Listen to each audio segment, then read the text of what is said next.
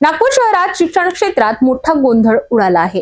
वर्ग 9वीच्या NCERT पुस्तकांचा तुटवडा निर्माण झाल्याने विद्यार्थी आणि पालक चिंतेत आहेत। या गंभीर प्रश्नावर आता युवा सेना मैदानात उतरली असून जिल्हाधिकाऱ्यांना थेट निवेदन देण्यात आलंय। नागपूरमध्ये नव्या शैक्षणिक सत्राची सुरुवात झाली असताना वर्ग 9वीच्या NCERT पुस्तकांचा मोठ्या प्रमाणात तुटवडा निर्माण झाला आहे। शहरातील अनेक पुस्तक विक्रेत्यांकडे या पुस्तकांचा साठा उपलब्ध नसून आणखी किमान 1 महिन्याची प्रतीक्षा करावी लागणार असल्याचं सांगितलं जात आहे।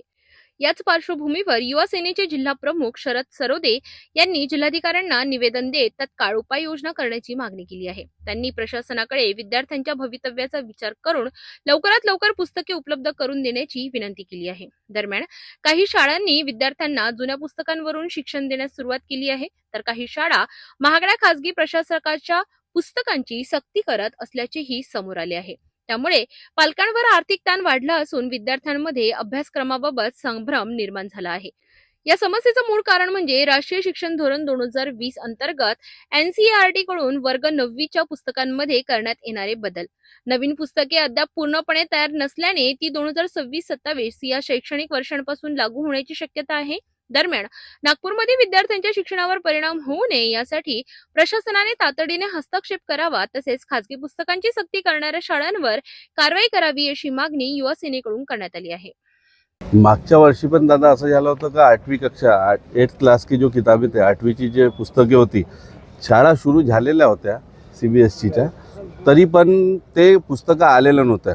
हे NCERTनी जे बुक्स काढलेले आहे, शाळेवाले म्हणतात की बुक्स आमच्याकडे अवेलेबल आहे आणि त्या बुक्सची ते दरम्यान किंमत ठेवतात ते लोक 15,000, 16,000, 12,000, म्हणजे ते दर पुष्कळ वाढवलेले आहे। आणि आम्हाला आमच्याकडे जेव्हा पालक आले आणि पालकांनी आमच्याकडे कंप्लेंट केली की शाळेवाले इतके पुस्तकाचे दर वाढवून राहिले, युनिफॉर्मचे दर वाढवतात, सॉक्स आणि जुते, तर त्याकरिता मग आम्ही वेंडर्सशी भेटलो, जितके नागपूर शहरात वेंडर्स आहे त्यांच्याशी भेटलो आणि त्यांनी सांगितलं कि ये जो NCERT का न्यू वर्जन बुक्स है ये तो आने की है, ते यायची आहे। NCERTनी जे बुक छपून आतरवरी दिल्ली मार्केटमध्ये यायचे तर नागपुरात तर शक्यच नाही। तर ह्या सगळा घोळ सुरू आहे।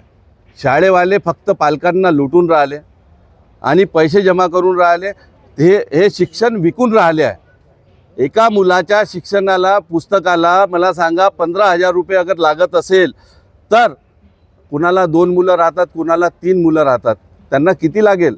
आणि स्कूल्स, मग शाळेचा खर्च, ॲडमिशन फीस आणि त्याच्यानंतर मग बुक्सच्या झाल्यानंतर मग ॲडमिशन फीस राहते, मग बसची राहते। म्हणजे एका मुलाला दरवर्षी सुरुवातीतच पुस्तकं घेताना 50,000चा खर्च लागत असेल तर कुठं ना कुठं शिक्षण व्यवस्था हे विकली जात आहे आणि सामान्य माणसाच्या खिशातून हा डाका टाकून राहिले। त्याचकरिता आम्ही हे निवेदन साहेबांना दिलं आहे। साहेबांना, कलेक्टर साहेबांना, जॉईंट कलेक्टर साहेबांना आम्ही समजून सांगितलं आमचे जे मुद्दे आहे। कारण की आता जे शाळा सुरू होणार आहे, तुम्ही बघत असाल आता एप्रिलमध्ये शाळा सुरू होईल। जे शाळा सुरू होईल, पुस्तकं शाळेमध्ये आलेलेच नाही 9th क्लासचे, तरी पण ते लोक शाळा सुरू करत आहे। तर जे शाळा सुरू होणार आहे ते मग का मागची जे कोर्स आहे, जे आता पुस्तकं रिजेक्ट केलेली आहे गव्हर्नमेंटनी आणि नवीन पुस्तकं न्यू वर्जन, त्याच्यामध्ये नवीन इतिहास काही लिहिलेला असेल, सगळं काही असेल, तर ते शिकवेल की हे मागचं शिकवेल?